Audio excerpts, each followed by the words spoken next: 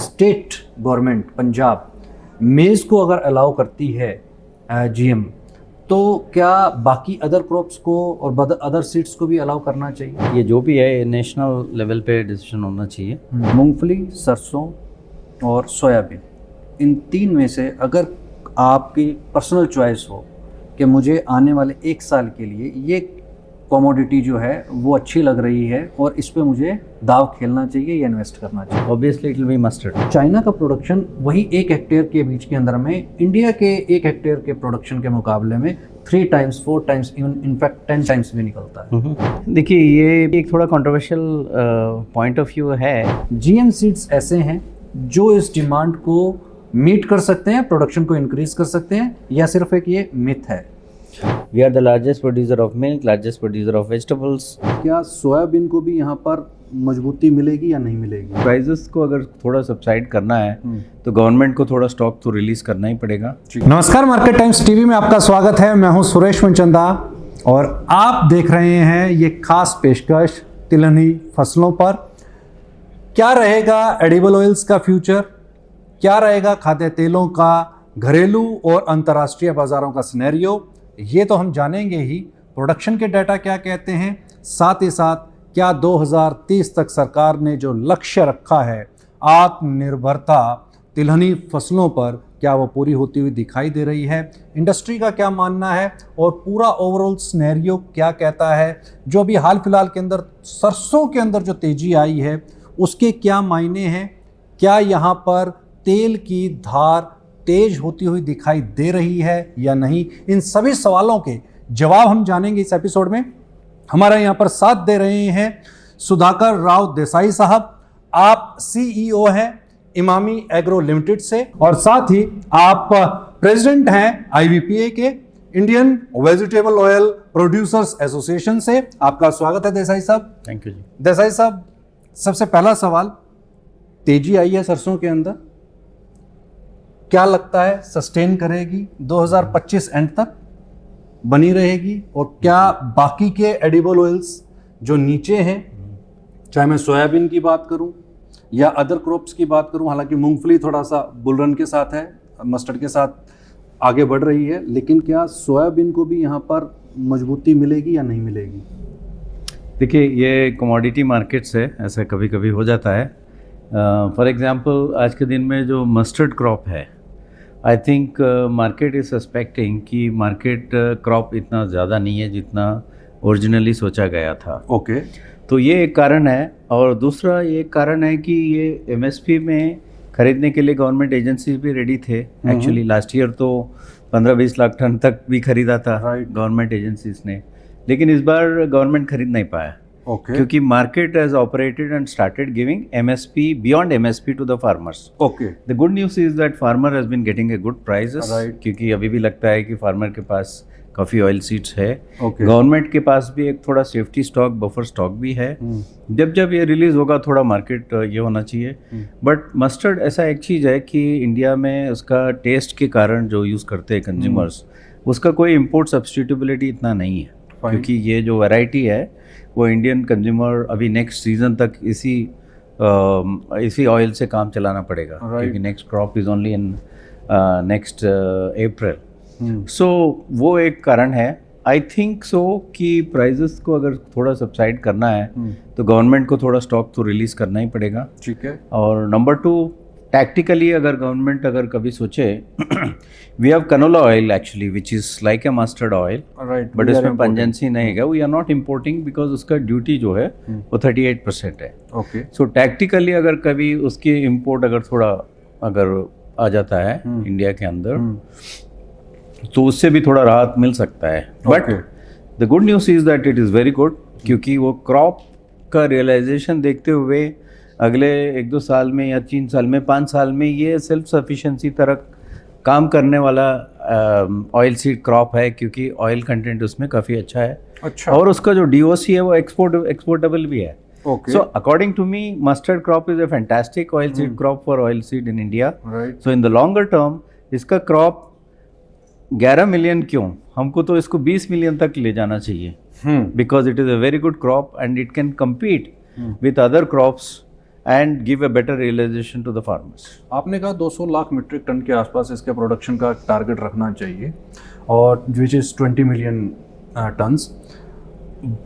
अभी का जो टारगेट है एस्टिमेटेड, क्या लगता है 11-12 लाख मीट्रिक टन का जो हम एक्सपेक्ट कर रहे हैं वो कब तक आपको अचीव होता हुआ दिखाई देता है? देखिए इस साल में तो 11 मिलियन टन का एस्टिमेट तो था ही, राइट, ठीक है। लेकिन कहीं ना कहीं वो प्राइस एक्शन को देख करके लोग बोल रहे हैं कि अभी क्या आपको ये एस्टिमेट लगता कर है रहे हैं कि कि 95 या 100 ही है क्रॉप अभी? अच्छा, ये प्रोडक्शन रिड्यूस होने की खबर है या क्योंकि कई कुछ लोगों के साथ जैसे मेरी बातचीत हुई तो उन्होंने कहा कि फार्मर्स के पास 40% अभी भी क्रॉप इन हैंड है, तो फार्मर्स ने बेची ही नहीं है, तो वो मार्केट में ही नहीं आई, इसलिए वो प्रोडक्शन साइज थोड़ा सा कम दिख रहा है।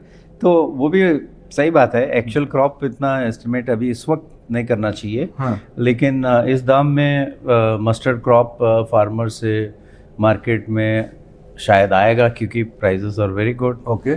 और उसका दूसरा कारण ये भी है कि ऐसा लग रहा है कि ग्लोबल प्राइसेस जो है स्पेशली सोयाबीन ऑयल का, यूएसए का 45Z अनाउंसमेंट्स जो मिस्टर ट्रंप ने करने के बाद, सो सोयाबीन ऑयल का demand into the biofuel sector on mandates has actually gone up. Okay. तो substantial oil can go into biofuel in US, तो इसीलिए सोयाबीन ऑयल का दाम जो है पाम ऑयल या बाकी तेलों से $100 ऊपर हो गया। बट वही चीज़ अगर आप 6 महीना पहले देखेंगे, हाँ, तो सोयाबीन ऑयल और पाम ऑयल या ग्लोबल प्राइसेस सेम था। तो अभी सोया प्रीमियम होने की वजह से ये इंडिया का जो सॉफ्ट ऑयल कैटेगरी में जो मस्टर्ड है ये भी बढ़ रहा है। अच्छा, आपने सोयाबीन की बात की। बेसिकली हमने तो यहाँ पर पिछले 2-3 सालों में देखा फार्मर्स बड़े प्रेशर में थे, इंडस्ट्री बड़ी प्रेशर में रही, सोयाबीन के प्राइसेस अंडर एमएसपी रहे, और अभी एक और जो थ्रेट यहाँ पर दिखाई दिया, सोयाबीन फार्मर्स वर्सेस मेज फार्मर्स हो गया है। बिकॉज एथेनॉल कंजम्पशंस की वजह से वहाँ पर मेज़ की डिमांड इंक्रीज हुई और मेज़ के अंदर प्राइसेस भी ठीक आ रहे हैं, और डीओसी और डीडीजीएस इसके बीच के अंदर में जो फाइट है उसको आप कैसे देखते हो? देखिए कभी कभी ऐसा अनइंटेंडेड चैलेंजेस आ जाते हैं गवर्नमेंट के पास या मार्केट के पास। ऐसा नहीं है कि मार्केट सब कुछ ऑब्जॉर्व कर पाता है। अब एथेनॉल की वजह से जो मेज़ का जो प्रोडक्शन बढ़ा है, जिसकी वजह से डीडीजीएस जो उसका जो बाई प्रोडक्ट है वो सोया मील की तुलना में काफ़ी सस्ते में वो बिकने लगा, राइट, बेसिकली। इसके कारण सोयाबीन का जो एमएसपी है वो थोड़ा दबा हुआ था। लेकिन अगर for the right reasons, in case the farmer shifts the crop from soybean to maize एंड उसको करने की वजह से उनको ज़्यादा प्रॉफिट मिलता है, तो so be it. This is one way of looking at it. क्योंकि anyway we are export surplus in soybean meal and our own domestic feed, poultry and aqua industry is rapidly growing, right जी। देखिए आप जब सोया मील का दाम सस्ता है तो ये दो इंडस्ट्रीज है, उसको सस्ते भाव में रॉ मटेरियल मिल जाता है। तो there has been a good growth of this, वो भी फूड प्रोडक्ट फूड चेन का भागी है वो लोग, पोल्ट्री है, एक्वा फीड इंडस्ट्री। नहीं, लेकिन पोल्ट्री इंडस्ट्री की एक और इशू ये निकल करके सामने हमने जो देखी वो ये आई कि जैसे ही प्राइसेस के अंदर में उनका रॉ मटेरियल के प्राइसेस के अंदर में इंक्रीज होता है तो वो भी प्रेशर के अंदर में आती है, तब वो डिमांड करने लगती है कि जो रॉ मटेरियल का जो इम्पोर्ट है उसको गवर्नमेंट जो है ड्यूटी फ्री पे लेकर के आए, तो वहाँ पर भी एक चैलेंज देखने को मिलता है। इसके साथ साथ में मेरा आपसे, जब भी करना पड़ता है, ऐसा करना पड़ता है कभी, तो कर सकते हैं, उसमें कोई बात नहीं है। India can be net exporter of soya meal in some months like November to March, right, and in some months it can be importer for this. Yes. Edible oil को लेकर के क्या आपको ये लगता है कि मस्टर्ड हमारे पास में एक ऐसी कमोडिटी है लेकिन हम उसको प्रीमियम सेगमेंट पर नहीं लेकर के जा पाए, जो उसकी पॉपुलैरिटी होनी चाहिए थी शायद वो हम नहीं दे पाए उसको? कैसा लगता है आप मस्टर्ड के बारे में? मस्टर्ड के बारे में आज के दिन में मस्टर्ड का दाम 180 रुपये है, ठीक है, या मेरे ख्याल से 190 रुपये है, और सोयाबीन का दाम है 130, ठीक है। तो जो प्रीमियम, ये जो प्रीमियम है आज के दिन में, पिछले 20 साल में एक ही बार मिला है, या 10 साल में एक ही बार मिला है, जब ये कोविड के टाइम में मिला, राइट। तो मेरे ख्याल से आज के दिन में मस्टर्ड तेल का जो प्रीमियम है वो ऑलरेडी मिल रहा है, ओके, ऑलरेडी मिल रहा है उसका। और ये क्यों? क्योंकि there are some large portions of consumers north India में and specially west Bengal side में, तो इसका जो टेस्ट के कारण इसका एक प्रेफरेंस है। तो मेरे ख्याल से मस्टर्ड इम्पोर्ट सब्स्टिट्यूटेबल नहीं है, इसका टेस्ट की वजह से प्रेफर किया जाता है और इसका प्रीमियम भी मिलेगा।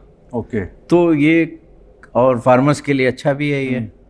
2030 तक आत्मनिर्भर हो जाएंगे खाद्य तेलों में? नहीं, देखिए, अगर आप देखेंगे 2035 तक अगर आप एस्टिमेट करेंगे, even at a normal range, हमारा नहीं, कुछ गवर्नमेंट एस्टिमेट्स का भी, कि हमारा import dependency, import volumes can be 30 to 30 million tons, something like that. So, unless the consumption reduces or the domestic production catches up.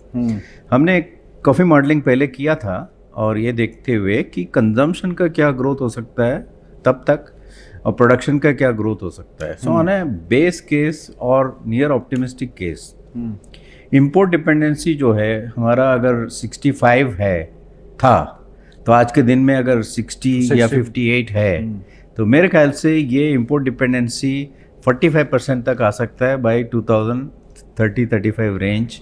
लेकिन उसके लिए जो ऑयल सीड मिशन का जो आज के दिन में जो ओवरले है, उसका oil wise, state wise plan बनाना पड़ेगा। और IVPA का रिकमेंडेशन था कि करीब 30-35,000 करोड़ नेक्स्ट 5 years में स्पेंड करना पड़ेगा। और दूसरा ऑन द अदर साइड, क्योंकि हम लोग काफ़ी इंपोर्ट करते हैं ऑयल पाम को, तो इंडिया का जो ऑयल पाम कल्टीवेशन है आज के दिन में 3 लाख टन का जो प्रोडक्शन है, उसको भी 1.2 मिलियन टन्स लेके जाना है बाय 2033-34। ओके, तो ये मिशन मोड में चलेंगे तो हम इंपोर्ट डिपेंडेंसी को करीब 45 तक ला सकते हैं, अगर सब कुछ अच्छा लगे। पाम ऑयल का जो प्रोडक्शन है वो 3 लाख से 12 लाख हो जाएगा अगले 5 साल के अंदर, 7-8 साल में, 7 to 8 years के बीच के अंदर में ये प्रोबेबिलिटीज हैं कि वो अचीव हो सकते हैं वो गोल। अब दूसरी चीज़ ये आती है, आपने कंजम्पशन की बात की कि गवर्नमेंट कंजम्पशन रिड्यूस करने के ऊपर भी थ्रस्ट दे रही है, उसके लिए ओबेसिटी एक कैंपेन एग्जीक्यूट किया गया है। उसको आप किस नज़र से देखते हैं? क्या वाकई में उससे कंजम्पशन के ऊपर पे कोई इफेक्ट आएगा? क्योंकि एडिबल ऑयल रिड्यूस कंज्यूम कम करने की गवर्नमेंट ने यहाँ पर बात कही है। देखिए, पिछले 6 महीने में इसका अगर अवेयरनेस बढ़ता है कि कंजम्पशन रेगुलराइज होना है तो अच्छी बात है। In line with call by our honourable prime minister कि ओबेसिटी कम करने के लिए तेल का कंजम्पशन कम होना चाहिए। क्योंकि अगर आप आज के दिन में इंडिया का एवरेज कंजम्पशन देखेंगे तो वो तो एक एवरेज है। So there may be a lot of people who are consuming 10 kilos. There may be a lot of people who are consuming 30-35 kilos also. Right, तो okay. जो एक्सेस कंजम्पशन कर रहा है उनको जरूर रेगुलेट करना चाहिए ऑयल का कंजम्पशन।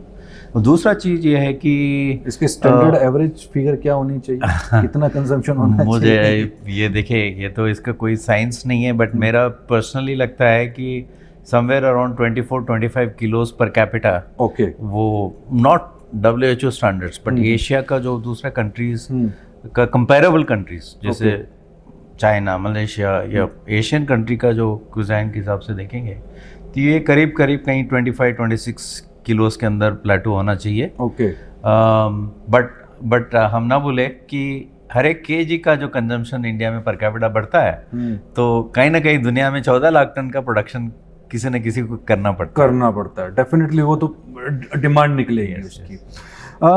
इसके साथ साथ में अभी हमने ये देखा ट्रेड वॉर के नाम के ऊपर पे हिंदुस्तान के अंदर में GM सीड्स को लाने की कोशिश हुई, उसको आप किस नज़र से देखते हैं? क्या आपको लगता है कि बीइंग अ इंडस्ट्रियलिस्ट और देश के अंदर में जो एडिबल ऑयल की जो डिमांड है उसको मद्देनज़र रखते हुए GM सीड्स ऐसे हैं जो इस डिमांड को मीट कर सकते हैं, प्रोडक्शन को इंक्रीज कर सकते हैं, या सिर्फ एक ये मिथ है? देखिए, ये भी एक थोड़ा कंट्रोवर्शियल पॉइंट ऑफ व्यू है, बट GM अडाप्ट करते हुए ग्लोबल कंट्रीज़ को तो 35 या 40 साल हो गया है। और इंडिया का जो हम लोग आज इवेंट, हमारा IVPA 50 ईयर इवेंट में भी दुनिया के सारी ग्लोबल एक्सपर्ट्स आए हुए हैं, US के, थाईलैंड के, इंडोनेशिया के, मलेशिया के, हर एक कंट्री का एक्सपर्ट्स से बातचीत हो रही है और उन लोगों ने प्रेजेंटेशन भी कर रहे हैं इंडिया सेंट्रिक कि दुनिया का मार्केट में इंडिया कितना इम्पोर्टेंट है, और इंडियन एक्सपर्ट्स बोल रहे हैं कि इंडिया को क्या प्रायोरिटीज लेना चाहिए. So one of the things is that low hanging fruits is definitely yields, क्योंकि यील्ड्स 10 साल से ज़्यादा ग्रोथ नहीं है. So definitely either through better varieties of oil seed mission में जो आउटले दिया गया है, और थ्रू जीएम, क्योंकि हमारे पास तो जीएम कॉटन ऑलरेडी है, और हम लोग कभी कभी जीएम सोयाबीन मील भी इंपोर्ट करते हैं. करेक्ट. तो वो subject to scientific approvals and the judiciary. जो हम इंपोर्ट कर रहे हैं वो जीएम है.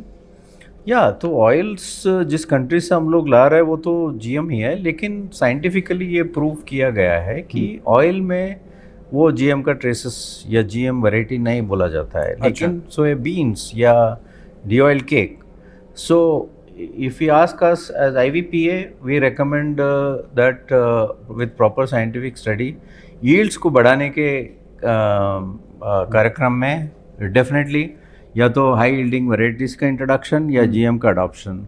नहीं तो और एक 10 साल और एक 5 साल, जो आपका पहला क्वेश्चन था कि सेल्फ सफिशिएंसी कैसे पाया जाएगा, तो वो इस यील्ड्स को लेकर के नहीं होगा. लेकिन इंडिया में ये एक चीज़ अच्छा है कि इतना कल्टिवेटेड एरिया है कि अगर मार्जिनल इंक्रीज भी अगर होता है यील्ड में, तो हमारा प्रोडक्शन डबल हो जाता है. ओके. आपको ये लगता है कि अभी जो एग्रीकल्चर मिनिस्टर साहब ने कैंपेन रन किया लैब टू लैंड, उसका यहाँ पर कोई इम्पैक्ट दिखाई देगा? क्योंकि हमने देखा वो अलग अलग डिफरेंट विलेजेस के अंदर में उन्होंने मूव किया, खेत में खड़े होकर के खुद देखा, साइंटिस्ट को उसके ऊपर लगाया कि किस तरीके से आप ग्रोथ ले सकते हैं इसके अंदर, प्रोडक्शन के अंदर में. एक बड़ा डिफरेंस हमने यहाँ पर ये भी देखा है कि चाइना और अगर भारत के प्रोडक्शन की अगर हम बात करते हैं तो चाइना का प्रोडक्शन वही 1 हेक्टेयर के बीच के अंदर में इंडिया के 1 हेक्टेयर के प्रोडक्शन के मुकाबले में 3 times 4 times even in fact 10 times भी निकलता है. इसको आप कैसे नज़र से देखिए? मैं तो काफ़ी मॉडल्स है दुनिया में. अर्जेंटीना का मॉडल अलग है, मलेशिया का मॉडल अलग है, यूएसए में 60-70 हज़ार टन 4-5 लोग मिलके मैकेनाइज करके कल्टीवेट कर देते हैं. तो जैसे वियतनाम में क्लाइमेट रेसिस्टेंट वेराइटीज़ बहुत फेमस है.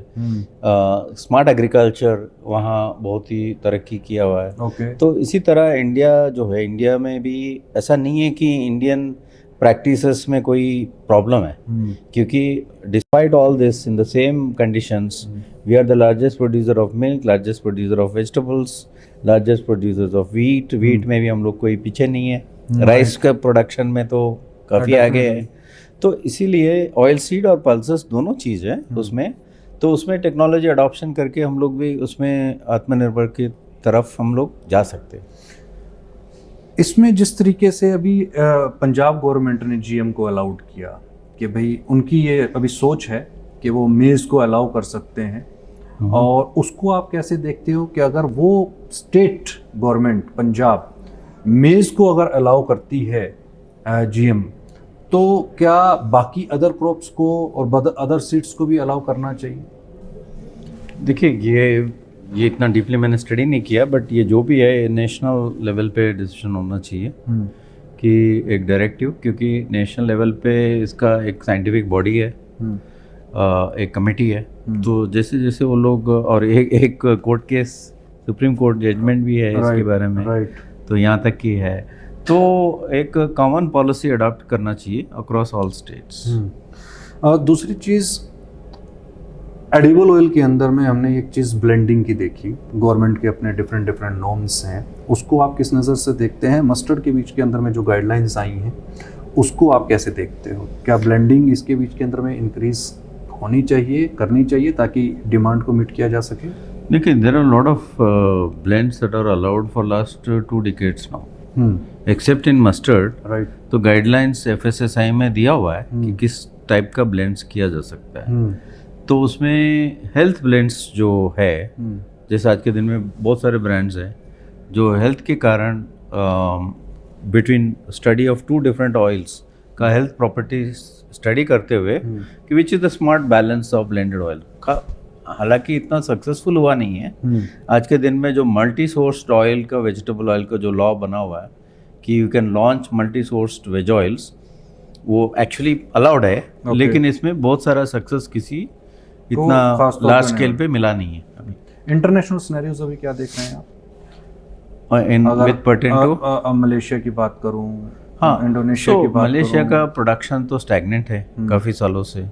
इंडोनेशिया का प्रोडक्शन हो रहा है, लेकिन विद देयर B50 मैंडेट्स जो incremental 2 million tonne 3 million tonne जो लोग प्रोड्यूस कर पा रहे हैं, वो all that is going into biofuel of the Indonesian policy. Okay. So जैसे यूएस में मैंडेट किया जाता है, ब्राज़ील में किया जाता है, तो ये इंडोनेशिया का जो पॉलिसी के कारण जो मार्केटेबल सरप्लस है पाम का नहीं बढ़ पा रहा था, जिसके कारण आपने देखा होगा 6-7 महीने पहले पाम ऑयल का दाम बहुत बढ़ गया था, मतलब सनफ्लावर ऑयल से भी ऊपर चले गया था। लेकिन आज के दिन में और नेक्स्ट 6 मंथ में मैं एक्सपेक्ट करता हूँ कि पाम को डिमांड की ज़रूरत है, तो इसलिए वो पाम जो है आज के दिन में कंपेयर टू सोया और सनफ्लावर ऑयल प्राइस करीब $100 पर टन इकोनॉमिकली प्राइस्ड है, तो इसीलिए इंडिया का इम्पोर्ट्स बढ़ रहा है। क्लाइमेट चेंज एक बड़ा इशू है। 2025 में तो फेवरेबल रहा कि आपके पास में सर्दी कम पड़ी, बहुत छोटा साइकिल था और उसका बेनिफिट आपकी मस्टर्ड की क्रॉप को हुआ। 2026 के अंदर में आप क्या देखते हैं? जबकि मॉनसून इस साल बहुत बढ़िया है, लेकिन ऐसी उम्मीद है कि अल नीनो आ सकता है और उसके क्या इम्पैक्ट हो सकते हैं? देखिए, मानसून के बारे में तो it's too early to say. As far as now current movement is concern, the range have been very good compare to past.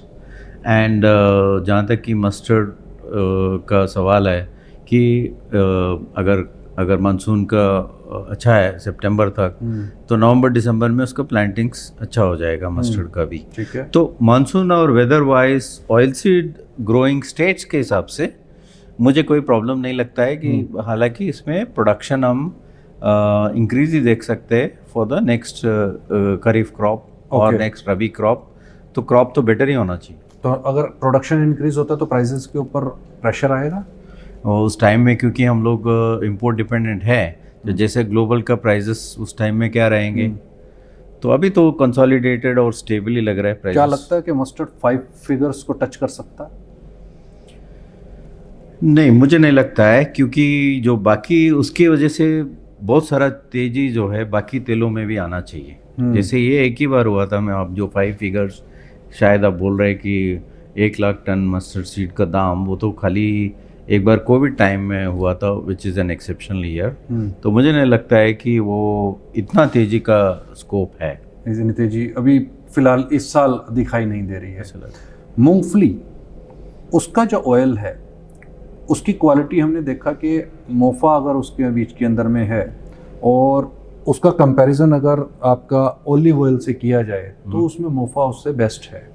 In fact more than 80% भी आपको उसमें मोफा मिल सकता है। इसको आप किस प्रोस्पेक्ट के साथ में देखते हैं? क्या मूंगफली ऑयल को, पीनट ऑयल को प्रमोट नहीं करना चाहिए? क्या एक peanut oil crop oil seed self sufficiency के ड्राइव में मूंगफली ग्राउंडनट का क्रॉप तो अच्छा होना चाहिए। आंध्रा, तमिलनाडु, गुजरात जिस जगह भी हो रहा है उसका प्रोडक्शन तो बढ़ना ही चाहिए। लेकिन मेन इशू यह है कि उसका नॉन एडिबल ऑयल यूसेज भी तो बढ़ रहा है। The usage in the peanuts और पीनट फूड का वो जो क्रॉप है, लेकिन जो भी तेल है उसकी वजह उसके जो है वो भी इंपोर्ट सब्स्टिट्यूटेबल नहीं है।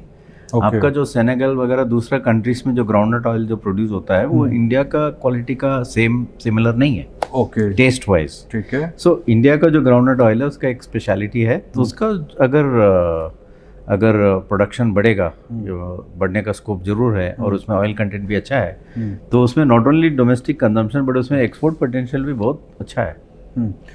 मूंगफली, सरसों और सोयाबीन, इन 3 में से अगर आपकी पर्सनल चॉइस हो कि मुझे आने वाले 1 साल के लिए ये कमोडिटी जो है वो अच्छी लग रही है और इस पे मुझे दाव खेलना चाहिए या इन्वेस्ट करना चाहिए? नहीं, इन्वेस्टमेंट के हिसाब से नहीं है, लेकिन जो हम बोल रहे हैं फ्यूचर प्रोस्पेक्ट और फ्यूचर प्रोस्पेक्ट्स अगर ऑयल सीड कल्टीवेशन के हिसाब से अगर देखेंगे तो obviously it will be mustard में आपको एक अच्छी अपॉर्चुनिटी दिखाई दी, अपॉर्चुनिटी ग्रो करने का, अपॉर्चुनिटी मार्केट करने का, क्योंकि इसमें इंपोर्ट कंपटीशन, एक्सपोर्ट कोई डेस्टिनेशन से, कोई ओरिजिन से कंपटीशन नहीं है और इंडिया में मार्केट पक्का है उसका। ओके, और Solid अगर है। किसी के पास स्टॉक रखा हुआ है मूंगफली का, मस्टर्ड का या आपका सोयाबीन का, तो उसको किसको रिलीज कर देना चाहिए और किसको ऑर्डर करना चाहिए?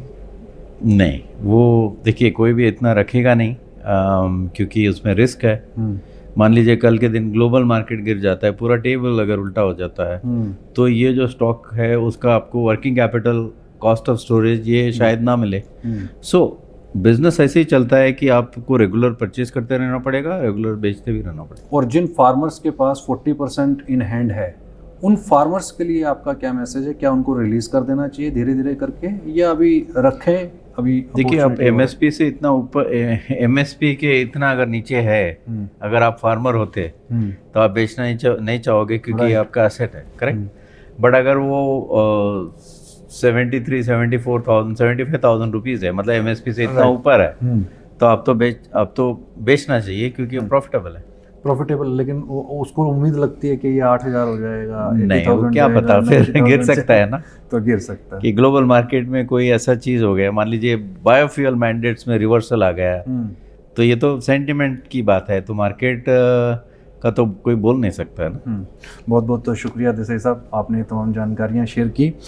तो जैसा कि बताया कि अभी ये एक अपॉर्चुनिटी है शायद उन किसानों के लिए भी जिनके पास में अभी स्टॉक रखा है, तो धीरे धीरे करके वो निकाल सकते हैं। प्राइस बहुत अट्रैक्टिव है मस्टर्ड के खास तौर के ऊपर पे, और ये वो प्राइस है जहां पर आप अपना प्रॉफिट बुक भी कर सकते हो। कहीं मत जाइए, देखते रहिए मार्केट टाइम्स टीवी।